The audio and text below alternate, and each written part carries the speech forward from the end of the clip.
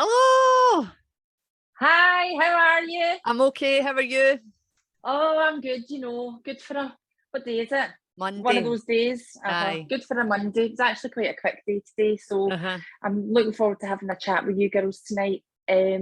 Just want to say, we've obviously done some quick intros off camera before, but for our listeners and our viewers, we have a very special guest with us, one of my previous colleagues at my time with a Glasgow law firm, and it is Danielle Stevenson, who's with Caritas Legal, and she's a senior associate here with Caritas Legal in the family law department. So Danielle's just coming on to kind of mediate, I suppose, almost. Would that be right? In terms of with regards to the topic. I know, out of hours we'll pay you, but French rates and all that. So I'm quite looking forward to tonight's discussion in terms of, from our perspective, absent dads. So it's just very important that we say that we're talking about this from a mother's perspective, either being a single parent or being, where dad isn't active at all, or being a co-parent where dad is there and thereabouts-ish, whatever. I don't know, we'll leave that to you. In the picture. And there's a lot of different families out there who have a lot of different setups. But we are aware, and we have spoke about this, and Danielle, I think it's one of the topics that you would, well, Shona, you as well, have had experience in that in previous lines of work, but I think it's one of the topics that you're definitely able to give a bit of an insight into, whereby there is perhaps maybe the majority of parents that are absent would be the father, but I'm guessing that, we know that there are some parents where it's the mother that's absent, and either doesn't want to know, or is it in and out, and there could be a variety of different reasons for that. But ultimately tonight's discussion really is to focus on what is best for the child or the children, and whose decision should that be. Should it be the parent who is active in their life, or does the law come into it when there's two parents named on a birth certificate, even if one isn't really that interested and it's just to make a point and be vindictive and malicious, which we know happens. So when the law comes into it, the parental responsibilities come into it. Or when does it become a point where it's more important for the child to make that decision so that they don't feel that they're the one that's in between? So I don't know if Shona, don't know if you want to maybe kick it off with some I'm happy to kick some it experiences. off. Yeah, I'm happy to kick it off. So I didn't come from a broken home, as they call it. My mum and dad were together and have always been together, kind of thing. So I can't speak about that experience at all. I can only speak about the experience of separating from Neve's dad. And I separated from Neve's dad when Neve was 2. But when I was growing up, I was led to believe that when you meet someone and you have a child with them, you should be married before that happens, right? That's just what we were taught in Sunday school and all that kind of stuff. So to not be married and have a child was like, oh, right, okay, well, it's no the end of the world, but it would have been nice if you had been married first. And then to find out that he maybe didn't want to get married was a bit of a kick in the balls, really. And I was like, right, okay, that was a bit, you could have told me that kind of thing, right? And then something happened in the family that I was like, right, okay, do you know what? I was always led to believe that when you're with someone, you stay with them if you have a child, no matter what happens in that relationship. And I thought, well, fuck that. And I was like, if I'm not happy, then ultimately Neve's not happy. And I had to do what was best for myself, which would then have a knock-on effect on Neve.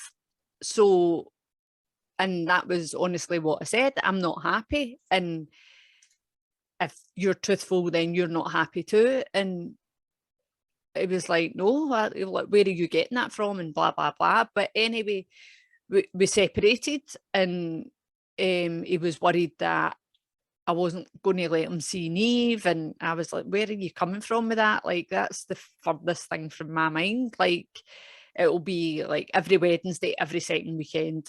Like, that was just the way it was going to be. It was very amicable. That's the way it was for years and years and years. And we arranged maintenance without the child support agency or anything like that. So there was no like outside influences, there was no lawyers, there was nothing like that. He never missed picking her up, he never like let her down. There was absolutely nothing like that. I was very, very lucky. Any decisions that were made for like Neve's school or any holidays or anything like that, all was done like co-parented. He paid for like half of the uniforms, any clubs, anything like that was all done like half and half, blah, blah, blah. So nothing changed really until she got older. I would say going into secondary school, things started to change. And it started to change probably because she was getting older, but he had moved on in life, like different relationships and all that kind of stuff. So where Neve was always a priority, that priority to me was starting to dip a bit. And Neve hates confrontation. So like she would never say like don't get me wrong, she doesn't like confrontation with him. She doesn't mind having confrontation with me or Craig or her gran or her granda or me. Yeah, or you. On any specifics, do you know what I mean? Yeah. But with him, definite no conflict whatsoever. Doesn't like anyone else to have conflict with him on her behalf. So he didn't ever understand how she felt about either being let down, about, oh, I can't get you this week, or like, oh, I can't do that day, like, can we change it and all that? And she's like, well, no, really, or whatever. And then she seemed to be overnight lost her room at his house. And that really annoyed me because I was like, wait a minute. So what do you mean? So she had her own room in his house. And then one day she didn't. It got changed into it's still a bedroom, but it's not her room. It's no longer her room for her to stay there anymore. So Neve's not stayed there for I don't know how long. Right. But the straw that broke the camel's back was when people came round for basically they came round and drinks were involved, and Neve ended up sleeping on the floor in the living room, I think, or something, or the makeup room, sorry, Neve. And I was like, pardon? So you get put out your room to sleep in a mattress on out your room so that other people could sleep in your room, I was like, no. So had that been me in the olden days, as in Yes, my I was drinking going days, to say. I would have been in a taxi, kicking that door down, saying, how dare you treat my daughter like that? Now, when she told me this, I should have or would have been on the phone going, wait a minute. Now, if that had been me, he would have done the exact same thing. And he had done previously if he wasn't happy with something. Yeah, he called you when I out was on in a previous relationship or whatever. And that's when it started. And then I was like, right, okay, then lockdown hit. And when lockdown hit, absent parents were allowed to see their children. That was the exception that was made, that absent parents were allowed to see their children all through lockdown. And he chose not to do that. And for the life of me, I just cannot understand that. I just can't understand why he chose not to do that. And at that time, Niamh was only 13, 14. So there's a lot of emotions going on in a teenager's head. A lot of changes.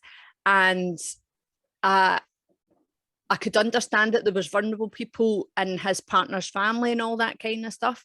But at the end of the day, he always told me his daughter would be priority. And no matter what, I don't care. Like, that's priority to me. So trying to deal with your teenage child to say, look, I don't know how lockdown's going to go. I don't know how long it's going to last or anything like that. But like, you've got FaceTime and all that. Like, I knew that wasn't good enough, but how do you like I know. You're trying to make the amends. Yeah, I'm trying to keep like, oh, this is going to be okay kind of thing. Meanwhile, want to go on the phone, go and get your finger out your arse and get round here and see your daughter. Birthday came, left her presents at the gate at the end of the path, and I'm like, are you fucking having a laugh? Christmas came, done the exact same thing, and I was like, no. But it came to the door, but I was like, no. But it's one of the ones, you're trying to juggle the emotions of a child when he's no idea what's going on, because your daughter doesn't want conflict, your daughter doesn't want you to intervene, and she doesn't want to. And so you're finding it a struggle to not say something because you're wanting to it's a defense mechanism on her behalf that she doesn't want. Oh, I know. But he didn't have a clue what was going on. Like, he thought that she was okay with the FaceTime and all that kind of stuff. So in his defense, he didn't know what was going on. But common sense to me, he must have been like, this must be killing her. But anyway, it all came out in the wash because somebody else intervened that should have probably kept their mouth shut. But they did it with good intentions, if you know what I mean, and it sort of brought everything out. And then sometimes that's what I know. Sometimes that's what you need. And it sort of sorted things out, but it didn't really. And but something still feels broken between them. Do you know what I mean? It's like there's something broken. It's like she's like, right, okay, whatever. So that 3 days, that Wednesday and every second weekend has now went down to 1 day a week for maybe 2 or 3 hours. So there's no overnights, there's no quality time, there's never been a holiday, there's never been anything like that. It gives me the fear that she's only 16 now. What is it going to be like in 2 years, 3 years? And I don't want them not to ever have a relationship. But if this is the way it's going, then is that the way it's going to turn out? Do you know what I mean? And it's by no fault of Niamh. But I think it's going to be too late for him to then bring it back. And again, I feel as if it's for me to say, but I know Niamh will not want me to say it. So I know. It's the worry. It's the worry. So, well, you never think it will happen. You never think it will happen when you decide to have a child with someone. And it's not that we decided to have a child, because I get told that I could never have kids. So she was an absolute miracle. Yeah, do you know what I mean? Yeah. You just think you're going to be attached to this person, and I'm grateful that it's him that I'm attached to, and not any of the other fucking idiots that I've ever So went out with in my life. Do you know what I mean? Yes. So there is, you know, every cloud and all that. But I guess it's probably just been disappointing for you and disappointing for me, more to the point. But her nature, especially when it comes to a relationship with her dad, is maybe a little bit more fragile than any of you would like, and that in itself brings around the uncomfortableness that she feels with regards to being confrontational about it with him. Yeah, but and it doesn't always have to be negative. It can just you can have these constructive talks, but I guess she's maybe not at that stage, or maybe he's just unapproachable. Oh, he's totally unapproachable, like completely unapproachable, like to any is. Like, I've got past that. I've got past that. Since I've got sober, I don't give a fuck, right? Like, I would go through him like a steam train. If she gave me the opportunity, and like, don't get me wrong, I mean, I would have note cards so that I didn't miss anything out. But it's one of the ones I would do it in such a way that I would hope he listens. And it's one of the things he's not very good at, but he listens to her. That's the thing, he listens to her.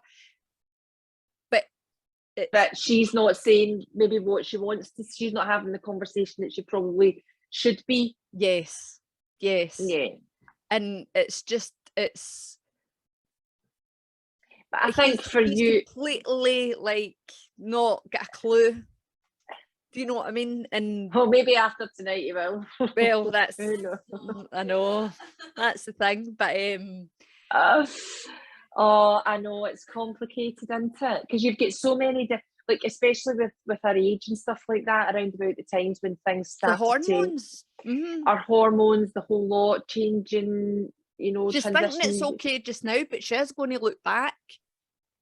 Oh, by the way, I'm 40, and I look back at my own childhood and upbringing, coming from a broken home. You know, my mum and dad got divorced. Both had new partners relatively quickly. Dad would always get us on a Sunday, because he worked the night shift on the Saturday. He wasn't always on time on a Sunday, so we would all be sitting waiting until sometimes it would be he was late, and then one day he just never turned up.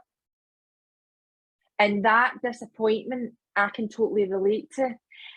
Not so much for me, because I was a bit older, and I started hanging about with my friends on a Sunday, and, you know, asking my dad if I could bring my friend with me, blah blah blah, and, you know, he would say aye.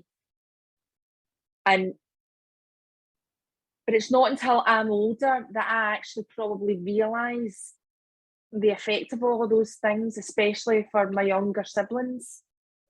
One in particular, who will not admit that that is a cause of their issues today.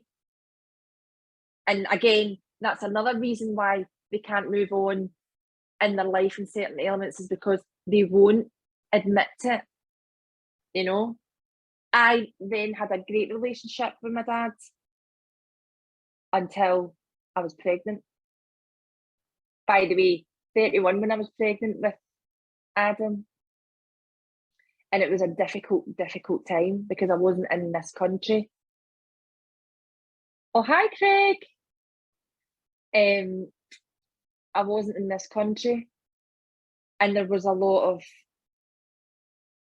it was very volatile by this point, the relationship that I had with Adam's dad. And it's still to this day difficult for me to share a lot of it. However, I now know that growing up, I would have been a completely different person had my dad still been in the house, and not in a good way. Yeah. Because, you know, you would probably still be in that country. Yeah. Just not to be here. If you know what I mean. Yeah. So, and also reflecting on my own situation now where, you know, I'm a single parent. And by the way, it wasn't through choice initially, because we were, again, like you, I thought, right, okay, you know, we're having a baby, we can make this work. It's not such a bad thing. It's a good thing, and it can be a good thing. And like you, my past medical history told me that it would be very, very difficult for me to conceive, and that I may not, because of treatment that I had in my late teens, that I may not be able to conceive. And so, in my opinion, Adam, like Neve, was a miracle baby. And I didn't know if I would ever get that chance ever again. Mm-hmm. And I made the decision for the both of us that this pregnancy is going to happen. This child is going to come into the world, regardless of whether I'm with you or I'm on my own. And that was made really clear. And kind of got over that hurdle, and everything was great. Fantastic. Smooth pregnancy. One week in a hurdle. No, there was wee hurdles. There was only one wee hurdle, but that was inflicted by my environment. My pregnancy itself was smooth, but my environment and my relationship wasn't, as you know. Only too well. Thanks for alone in your bed, Neve. You know, it was a mental time. It was. And I remember when I had Adam, and I remember saying to you, and we were together, him and I were together, but in my head and my heart, we probably weren't. But physically, we not physically in that way, but like we were obviously like trying to live together and make plans and stuff like that. But I knew that the damage was already done. And I also knew that there was more damage to come. I could feel it in my bones. Everybody could. We were taking bets.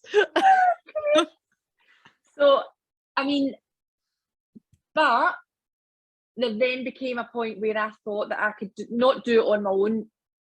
But I remember saying to you, I don't know why I'm here, because I'm here and I'm on my own anyway. So I could just be on my own. And I think my fear was that I didn't want to be a single mum. Like, no offence to my mum or any other single mum, but I didn't want to be a single mum. I didn't want to struggle. I didn't want to, you know, fight and hate my other half, who was the father of my child. I didn't want any of that. So I tried to be amicable. But it depends on the character of the person that you're trying to be amicable with, and whether they can be amicable in return, or they can use that against you, or they can manipulate you. And so you might find yourself being afar, but still under a control to a certain element. There's a hell of a lot more involved in my story that I am really reluctant to share, purely because it isn't really important for tonight's topic. But well, it is, but it's not important enough to share personally. But it's definitely a part of the reason that I am on my own with Adam. And even more so is when you've got that dipping out, in and out, in and out. Kids need to have a constant. Kids, myself, I know that. Kids need to have a constant. They need to have people around them who want to be constant in their life, who want to contribute to their life, that aren't going to use them and make themselves feel fucking good, that aren't going to just, you know, not turn up or not FaceTime when they're supposed to, come up with excuses. You cannot do that with children. And that, for me, is what I am trying to protect my child from right now.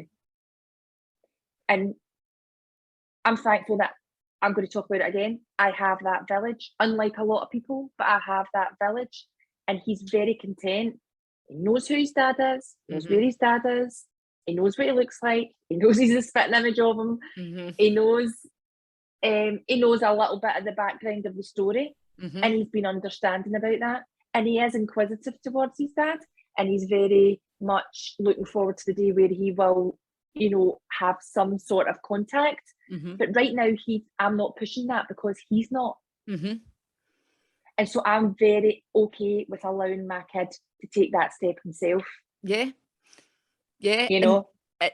But he took that step himself. You didn't force him to do that. No, that was the school and the education system, Craig, when they were talking about families and stuff. That's what prompted the conversation that I was dreading having, because I didn't know what I was going to say, because, you know, he's not been in his life since he was 2. But so it's a long time. Yeah, but in a way, when they go, because we did have that conversation, when they go to school, they are going to be friends with a lot of kids who come from a lot of different families. Or a normal setup, whatever that may be. Because, you know what I mean? Because we said when we went to school, your parents were either together or they weren't, right? Yeah. Whereas now, families are together or they're not together. They could have 2 mums, they could have 2 dads. Yeah, it's all, the dynamics are all in the landscape, completely all over the place. It's totally different. It's totally different. But they're all totally normal. So, yeah, and accepted. And totally normal and accepted. And so are all the different religions, and so are, like, especially like in the West End, there's so many religions. Up here, there's one, right? Where I am, there's one, right? And we don't fit into that religion. But so maybe 2, right? But in the West End, there's very much different cultures. Very, very diverse. It's very diverse. And we knew when he went to school, it was going to be, it wasn't in the minority where it was just you and him. There was going to be a lot of kids where it was just him, them and their mum, or them and their dad. But they were obviously going to question where the other parent was. Yeah. And you were like, I don't know how I'm going to handle that. But that's either down to their friends that say, oh, like, where's your mum? My mum's wherever. Or, oh, where's my dad? Guaranteed somebody said, I don't know who my dad is. Or... But I potentially. Adam just knew he didn't have a dad that lived in the house. You know, his dad didn't have, so that's where that conversation came from. But I think there's a lot of dads who are absent who potentially don't want to be either. And they don't want to be for the right reasons. Some of them don't want to be for the wrong reasons. Some of them just aren't interested, and then you're left to say, and that's another thing as well, what happens when an absent dad or an absent mother comes in and out of their lives and then rejects them? That's the last thing you want your child to feel. You're terrified that they feel rejected, whether it be intentional or unintentional by the other party. You're terrified that your kid feels that rejection that you felt when you had an experience like that in your life. You know what I mean? You don't want them to carry that on into adulthood like some kids do, but when they become adults, because one or the other parent has either narcissistic attributes towards them, or they're just idiots who just float about and just think that, oh, it's all right, I can go and talk to him, that's my way. But no, you need to be a constant. You need to be you need to be reliable. Children are growing up and they need reliability. They need somebody that's going to be there for them, and they need to know that they can go to them whenever, wherever. And if they don't have that, from at least one solid person in their upbringing. That's what brings around. That's what brings around troubled teen. Don't get me wrong. They'll all be troubled. I'm dreading the teen years. Honestly, Adam's really looking forward to starting high school. Said his life's going to be a hell of a lot better. I said, really? Think so? Oh well, then I'm not hitting the school are the best years of your life chat yet. So, but that'll come. Craig, I can't hear him. I can hear you saying that. You're just in the next room. All right, okay. Oh, there he is. Right, Craig. Hold on. So we've got Craig here. You've come in the tail end of us, but you've heard it for us a million times. So let's hear how you feel about it, Craig. You're sandwiched in between the two of us. Danielle's obviously popped off to deal with one or two of the kids, or perhaps her husband. I think they've got a wee bit of a bug going about in their house. So we're grateful that she's joined us from the legal perspective to kind of balance things out. It's quite hard to get a guy who is the principal caretaker of a child to talk about it. Aye. So obviously we've got your cell phone. Okay, what's the script? Aye. By the way, no, I'm thinking. Let's check now. See when my book becomes a Netflix movie, Right. like you could maybe review it. Aye, pan it. And you'll be able to say that was fabricated. That was actually a hell of a lot worse than that. They toned that down because I know the truth. Aye, definitely, man. So, what do you need for insight kind of wise? Because I've got like 4 examples of being that other person, and do you know what I mean? That is with what you've got, because obviously you and Shona have got the boys and me together, and we and our listeners and viewers know the dynamic for you guys by now. Dynamic? So, have you got a dynamic? Have we? You have a dynamic. I'm dynamically fucked. High five each other in passing. Dynamically. We did see that nice wee kiss that you gave her when you came into your work. That was lovely. You were on mute when you said sorry. Oh, really? You were muted. We never heard you. So just hit us with what you've experienced being the male. But it's not as cut and, well, it is cut and dry, and it's not cut and dry because every situation is different. Every partner was different, and every set of children were different. But the demographic was totally the same, because at the time, again with our mothers, I entered into a relationship, which was at the time a loving relationship, and I was quite prepared to take on the responsibility of fatherhood. I would say, suppose, without saying that, I want to be their daddy. It's not like that. Aye. And you kind of know, right? You have chats and stuff like that anyway. You obviously, what guys never prepared for, and I think it's really important, is maybe not right away, but quite soon in every relationship, you're going to start paying for that biological father's mistakes.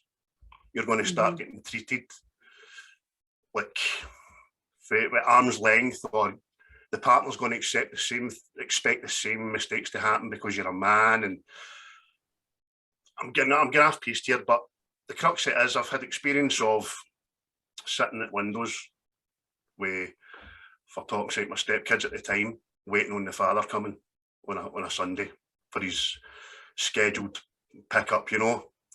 He doesn't turn up, doesn't phone, can't be reached. Within a space of 10 minutes, get children that are screaming, greeting, want to wreck the house. The mother's trying to calm it down. You're trying to be your intermediate about it all, and you're getting the brunt of it. And then you end up like atoning for their father's mistake. You treat them in, you take them out, you cuddle them, you make them feel safe, blah, blah, blah. But you get no thanks for it, really. The Waynes like it for 5 minutes, but at the end of the day, they still got their bed greeting. When the relationship breaks down is the other thing. And it's, you could take this to a legal point about rights and stuff like that, but it's no. You made a comment there, Alexander, about how sometimes the ex-partner does want to be there, but he can't be. through no fault of his own. Like, when I fell out with the woman, I didn't cut all contact with the children, but it was taken as read that you are cutting contact with my children. Don't come near them. You've no reason to be near them. You've no legal right. It doesn't matter how well you get on with them. It doesn't matter what things you put in place, what things you did together. Or what love and care and everything else at the time. That's all forgotten because fell out, so get the fuck. And that's a good spin to put on it.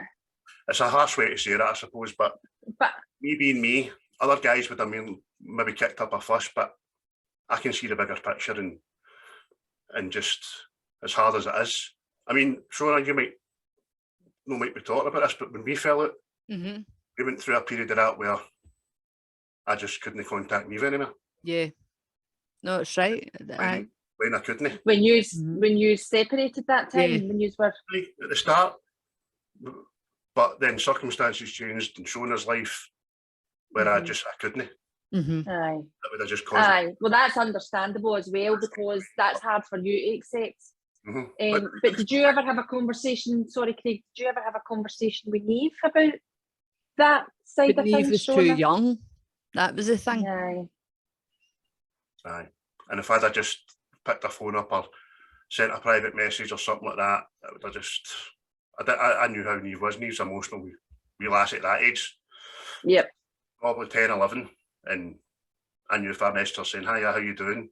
She might know I thought about me for a couple of weeks, and then I've just went bang, put myself back in her head. She's got a demographic, and then I'm getting her emotional on it. She's saying in the background, "Oh God, he knows me so well."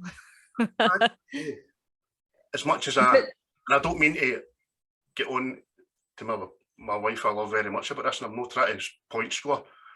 I did sit up greeting about Neve. I did sit up like angry that I couldn't. But I wasn't angry with Shona, I wasn't angry with Neve. I was just angry about the situation. And I was angry about I worried about what Neve was getting told, what Neve thought of me. I wondered if she hated me. Do you know what I mean? And I would have hated to go through life thinking that she thinks I walked away from her and didn't want anything. I know that's not the case, right? Make that plainly clear, but it kept me up. Aye, we know. I'm sure it did. But you did make a good point there though, Craig, like no matter how long you're in someone's life and you build that relationship up with that child, that maybe a biological father hasn't, like who has been in and out of their life, like, and you've been a constant for so many years and then the relationship breaks down. Well, there's another scenario. I mean, you've no legal right to see them, do you know what I mean? Son hadn't seen the dad at all in his life, and then suddenly this boy's 11 and the dad and her make contact with one another, and now the dad's reintroduced back into his life.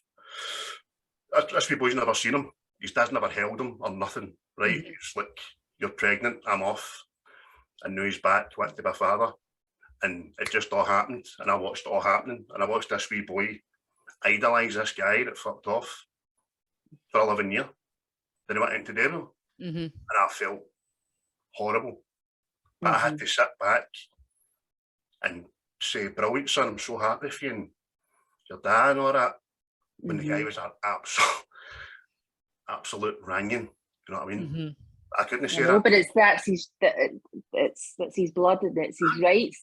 Doesn't mean to say that it's going to work.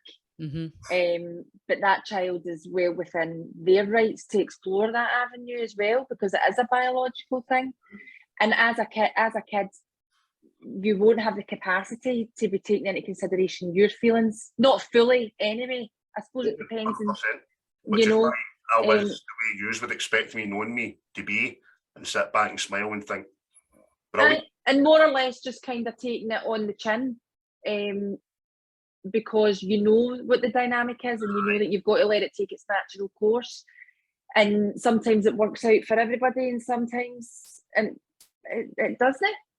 So but that's a really good point that you made. Danielle's she's online with us, but she's having some camera issues, but And I would say that that's probably something, Danielle, that you would maybe come across where people are moving on in relationships, and that then becomes a bone of contention, and that could perhaps spark quite a lot of the legal activity surrounding separations where children are involved.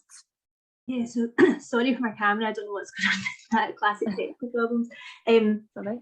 No, a lot of the things that Craig mentioned there are things that we see quite often, to be honest. And just one point I wanted to pick up on that you mentioned earlier about kind of the norm, you're thinking that it's parents being together, but actually now it tends to be the norm is that children are coming from separated homes. I guess you can view it in two ways. One, you can view it as quite sad that people aren't staying together, but then on the other hand, sometimes it is better that people go their separate ways and children aren't perhaps subjected to parental conflict within the home. But again, it can then transpire that it happens out with the home as well. So it's never easy for children when parents separate, and certainly when new partners come on the scene, that can be when things do become very difficult, and perhaps parents that weren't as interested sometimes do certainly become suddenly more interested, and it is a sad fact that is some people's motivation to see their children to get back at the other parent. I'm certainly not saying that is everyone's motivation, to be very clear, but you do get people that are like that, and as a solicitor, it's quite sad to see that, because it's not putting the children's best interest of the children first, which is what we're always striving to do. That should be what everyone in the legal system is striving to do. So that is very, very sad. Absolutely. You're quite passionate about that, Danielle. I know from working alongside you briefly a couple of years ago in the legal profession, and your reputation was that you were passionate about the rights of the kids and what was the best thing for the children in that kind of outcome, and where they were best being placed, I would imagine. Is it sometimes difficult as a solicitor to navigate that a little bit in terms of who automatically, and I think this is also something that's quite conflicted and people don't really grasp it much, but people generally always, and you always hear this, no court in the land, no judge in the land will, give him custody over his mother. A child should be with his mother or her mother or whatever. That's not necessarily the case, is it? No, that I would say that's quite an outdated view now. Now, don't get me wrong, historically the courts probably were more weighted towards females, and even during the time that I've practiced, I would have said that maybe 10 years ago, 8 years ago, that would have maybe still been the case. But with societal change, the courts change alongside it. So now it's looking at what is best for the child. It's not about whether it's mum or dad, it's about what is best for that child. A lot of people, a lot of clients that come in to speak to us, and when you speak to people just anecdotally, a lot of people still believe that a child should just remain with their mother and then maybe dad would get weekend contact. There is a shift now where shared cares, it's something that's got a lot more prevalence, and there's a lot of different organisations talking about that. For example, Shared Parents in Scotland, so they're quite big on that and trying to make that more of like a normal feature of people that are separating, which I think is a really positive thing. If you've got two parents that want to be involved in a child's life, that's fantastic, but it certainly it's not so much a case of because you're the mum you're going to get residence of a child custody, some people will call it. It's about where's best place for the child, and there are a lot of dads that are doing it by themselves as well. It's not just there are mums that aren't on the scene as well. Danielle, when does the child's voice become when does the child's voice get listened to? So there's been a big change recently. Previously, it was always once you get to age 12, the court will give weight to your views. It's never determinative, but it certainly is an influencing factor. But with the Children's Scotland Act 2020, now the court's taking children's views always from age 5 and over. Wow. So there's different ways to do that. It's not necessarily the child's having to come to court. It's not like that, but they might put in place, for example, someone called a child welfare reporter. So that's an independent person that prepared a report for the court. Sometimes if there's been some social work involvement, they might get the social worker to take the views, perhaps a trusted teacher normally they try to avoid the parents becoming involved, because there's always then the possibility of the other parent accusing that there's been some kind of influence. But it's a really, really important feature of kind of the court actions in relation to children now, that children's voices are being heard, and there's been a lot of different organisations pushing for that, and I think it's a great thing, because they're the ones that are affected by it at the end of the day the most, the child involved in it itself. Yep. 10 minutes. No, I think it is a positive thing, but coming from my own situation, it's something that previously would have terrified me. Definitely, because children can be very impressionable, very easily influenced by perhaps maybe material things. That for me was always a big fear. What if I can't give enough, and you'd lose. What if I can't, just be like, oh, I'm going to lose out here. Is there a lot of, Danielle, a lot of times that, or any times where you've seen that wins, basically? Yeah, or that's been maybe the child's decision? Please don't frighten me. Do you mean the child wants to go and live with the other parent, or are you meaning where there's an influence from one parent over like that by providing that kind of thing? Wealth over nurture, I suppose. Yeah, so I mean, the court would never think that because one parent can materially provide more than another parent that's a deciding factor. They look at everything in the round. So the most important things for the court really are the child, the child is loved, secure, happy, well cared for, those kind of things. That they are the most important things. Now, don't get me wrong, obviously, it's great if you're able to give your child a nice, comfortable life, but the mantra we're always kind of going by is parents don't have to be perfect, they have to be good enough. It's a frightening thing for some parents, if there is one parent that has got more money, because quite often threats will be made and people will be worried by that. But that's where it can be quite good quite often in the court system, where there's a child welfare reporter appointed, because they're quite often very good at cutting through all of that, and it's quite obvious if a child's been I don't want to use the word manipulated, but perhaps one parent's been trying to exert a wee bit of influence or manipulating slightly, or saying, oh, if you come and live with me, X, Y, or Z could happen, or they're using phrases that perhaps a child wouldn't normally use, very specific phrases. Child welfare reporters are normally great at weeding that out. And that helps the court. And to be honest, the sheriffs in the court as well are normally very good at noticing that kind of thing, or that kind of influence, what's being said. So I totally understand why that might be a worry for you. But and I know a lot of people don't always think this, but the court system does tend to be fair in terms of matters with children.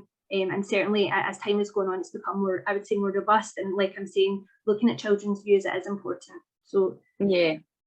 Danielle, can I say, I would imagine from your point of view in the field that you're in with law, this must be one of the most frequently ever changing, do you know what I mean, sides of the law out of the lot of them, especially in the last 20 years, the way society's moved on and stuff, because as Shona touched on, there's no such thing as we were brought up to believe a normal family, right? Every family's normal now, right?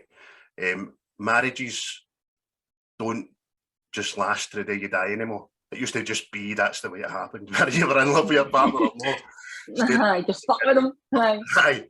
So, I mean, you mentioned there the last 10 years, but you must, every year, you must see changes and have to relearn different things and stuff. New things coming in. Is it just mental? Yeah, there's a lot of change. And I mean, I guess the most significant change that the law is really reflecting now is the fact that most people cohabit rather than get married now, so that's really common. And it does take a long time for the law to catch up with society. That is just the way that it is. So even though it is moving at a much faster pace than it did previously, still a wee bit behind, but there is a lot of change. But what we're seeing, certainly from my point of view, I think with child law and these types of issues and actions is, one, a lot of solicitors now very much coming from a more kind of collaborative approach, a more trauma-informed approach as well, which is really important, like realising that children and clients that are going through separation, that's like a trauma and a loss with lots of different parts to that. People are becoming less positional, people are less keen to go to court, so you're again trying to resolve that without going into the court setting, which can be a lot better for children in many different ways. So there's a lot of change like that as well, just the way that people practice. And again, yes, of course, you're always going to represent your client to the best of your ability and present their position, but again, there's a shift change in that you're making sure that at the clients, the forefront of their mind is what is in the best interest of the child. So it might not be what's best for them, it's what's best for your child, and trying to always bring that back to people as well and make sure they remember that. Yeah, absolutely. So it doesn't always have to end up at court. Do you find yourself in mediation processes quite a lot between parents where perhaps solutions can be made there, just in talks, coming to agreements with their solicitor and yourself? So that's kind of more negotiation, but mediation would be where you're going to an independent mediator and you're trying to bring the parties together to make a solution between them, or to reach a solution between them. And there's certainly far more of an interest from clients and people coming through the door looking for that kind of thing rather than going to court. To be honest, a lot of people, there's a cost factor to it. I mean, that is just the truth. Not everyone, you may get the benefit of legal aid, but not everyone will get that. And as we know, kind of seen from down south, we don't know what will happen with that in the future here anyway. But aside from that, taking the cost factor out of it, I think a lot of people now, and again, I think it's through societal changes, realising that actually, do you know what, we don't want our children to see that we're fighting. We don't want our children to see we're not getting on, and we're going to have to, Shona's mentioned about separating when her daughter was very young. Well, it's a long time to go through. You've got to still have communication with the other person, fortunately or unfortunately, however you may view it. So I think a lot of people are coming to that kind of situation, or that realisation that they want to use these alternative methods and not going through the court process, because they want to come to an agreement as quickly as they can and try to make it so that they don't hate having to see the other person, basically, and make it a bit easier for everyone. Yeah, absolutely. I can understand that as well, because when we have the conversation about dad, it's always, do you still love my dad? And you're kind of like, well, yes, because he's your dad, but I don't love him like that anymore, and he seems to be accepting of that. And I say to him things like, mum and dad both love you. It's just that, situations sometimes are difficult for people and they can't always be together all the time, and blah, blah, blah, like that. And he's really accepting of that. So unfortunately for me, like you, Shona, Adam was 2 when we separated completely, and unfortunately again, there was a period of time where it had to be zero communication for other reasons, but at the same time, at the forefront of my mind was that I don't want my child to think that one parent didn't love him, because I know that that's not true. You know what I mean? So when it comes to having the conversation, I think sometimes you have to be as open and honest as possible, but maybe word it a little bit nicer than what the actual truth would be, so in order not to hurt them and not to make them feel sad about it. See, I made that mistake once and I don't regret it. Like, I went to town and I told her how I felt about him. And but I can understand, I can absolutely understand why, and it's not good for bashing, but I can understand experiencing it now myself. I remember I always used to think, this is before I was a mother, I was just to think, I don't get these women that withhold their kids from their men and from the dads and stuff like that. Like, you should just share them, because then you've got time for yourself as well. And I did used to think that, but becoming a mother, when you then become protective of your own kids, and you don't want them to be hurt, mistreated, or disappointed, or anything like that. You don't want them to experience anything like that. I can absolutely understand how some females or males would be like, your mothers are this or your fathers are that. Now, see, but now see if Niamh was younger and that had happened to her, like that whole experience, say she was maybe 8 or 9, right? Mm-hmm.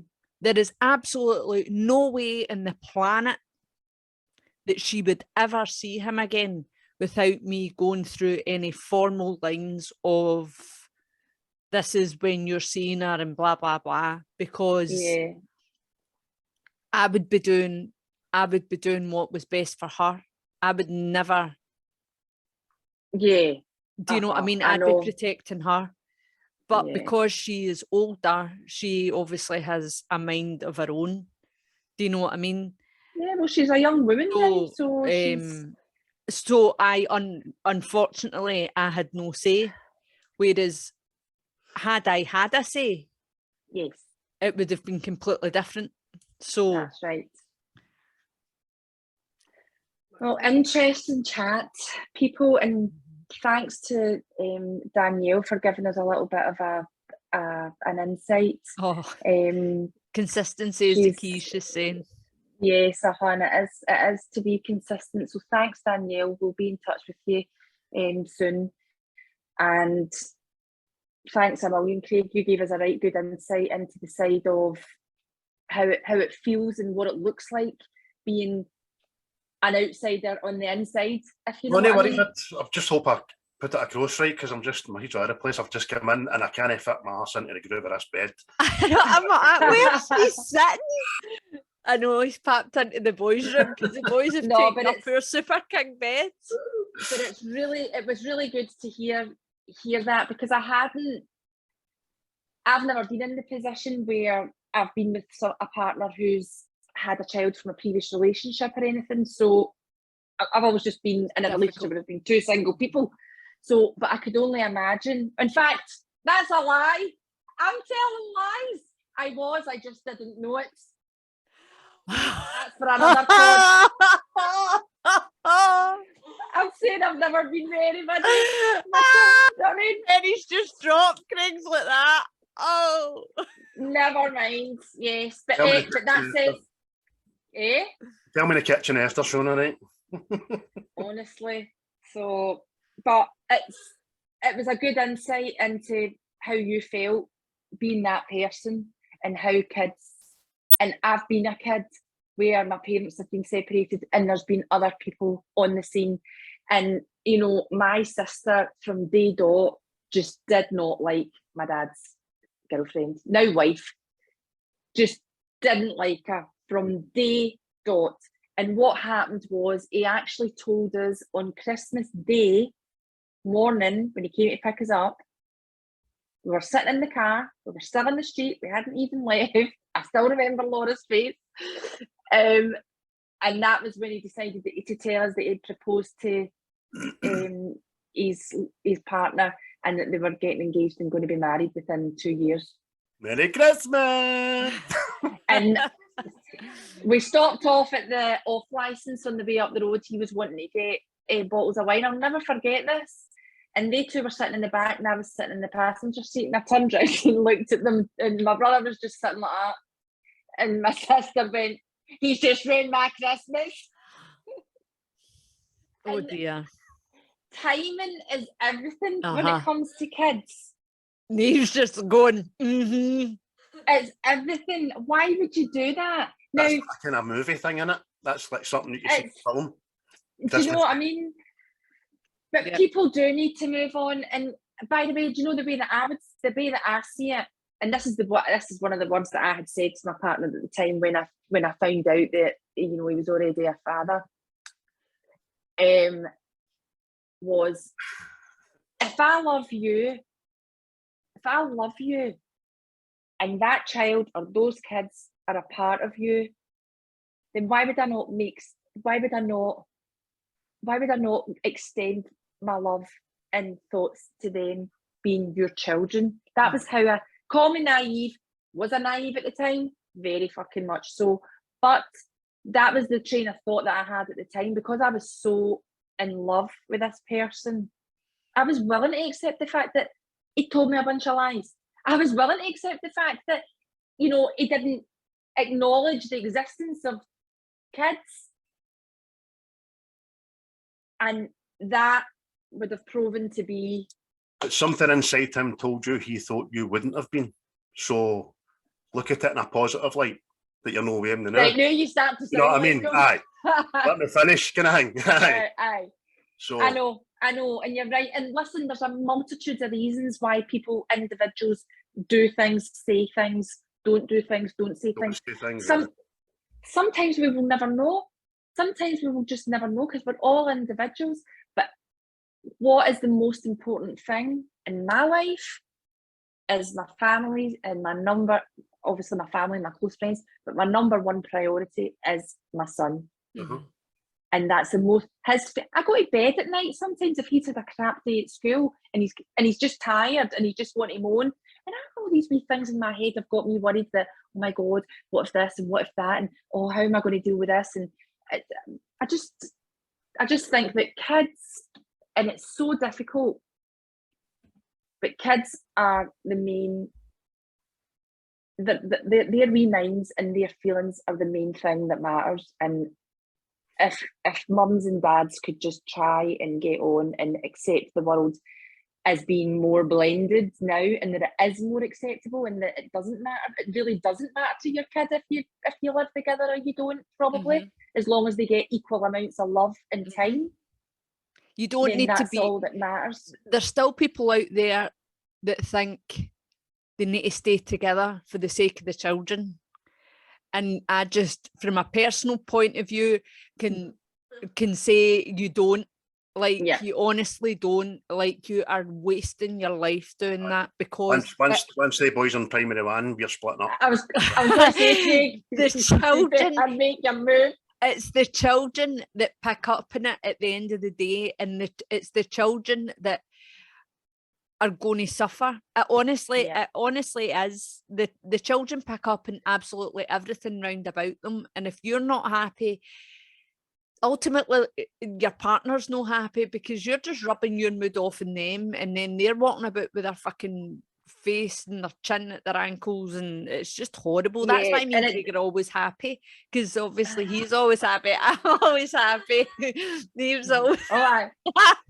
Oh yes. So we're not going to continue to tell you all this lovey-dovey bullshit, but I know we've been married twice, we've been divorced and remarried, so we'll see how long this one lasts. So you're doing well so far. National Encouragement Day. You've made 2 good choices, and well done. That's it. So listen, great chat. It was great to hear both of yous, and a part of yours too, Popsy in the background. Aye. And I think we just, Mike is on his way back, so all right, a quick 5 minutes then on Tattoo Story Day. Yeah. So Craig, have you got it's National Tattoo Story Day when this publishes. Right. So have you got a tattoo that's got a story behind it that's funny or funny story tattoo? I've got 23 tattoos, I think. Right, okay. The funniest tattoo is the one I've got in my bottom of my leg. Right. Right. Terry's tattoo, the way it had me sitting, it had my leg in such a position for such a length of time that my leg went to sleep. So when he said, right, buddy, that's you, up you get, I jumped up, fell off the bed, rattled my head, and knocked myself out for 2 minutes. So I left with a tattoo and a bandage on my head. So that was quite funny, looking back. Oh.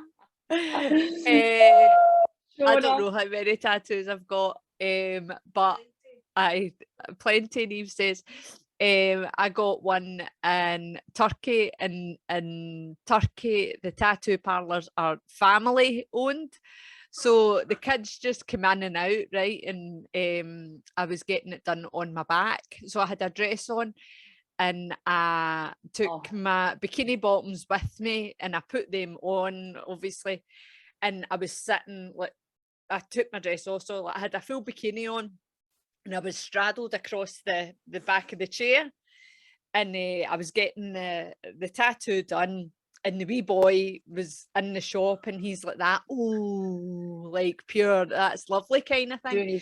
But it was going down my back kind of thing, so he was away out the shop and it was getting finished. So I've left the tattoo shop and I'm walking down the main street in Udinese, and I've obviously got my dress back on. I've walked down and this wee boy comes up behind me, the wee boy from the shop, and lifts my dress up. But I had taken my bikini bottoms off because the dress I had on, you could see the knickers.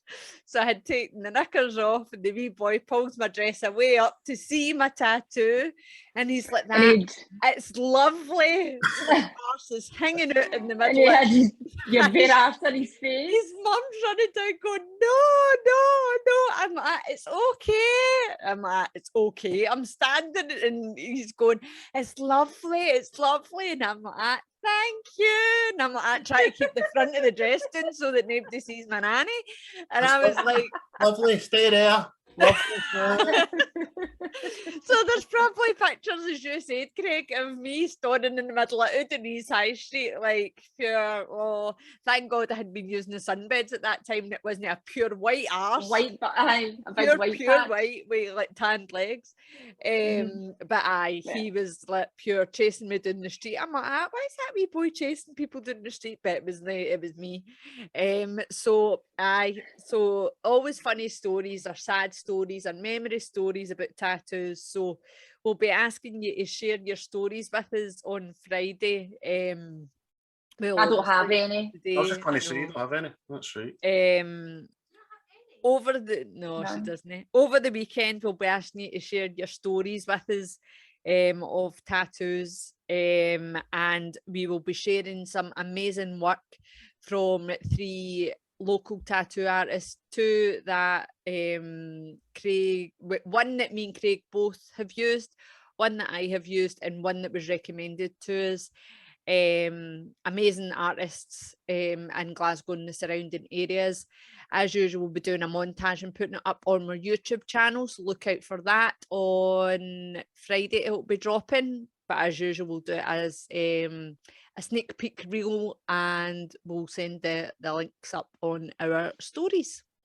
Yep, perfect. Aye, I'm unapologetically boring. I don't have any tattoos. I have considered it, but it's no me. Nah, I'm going to do it.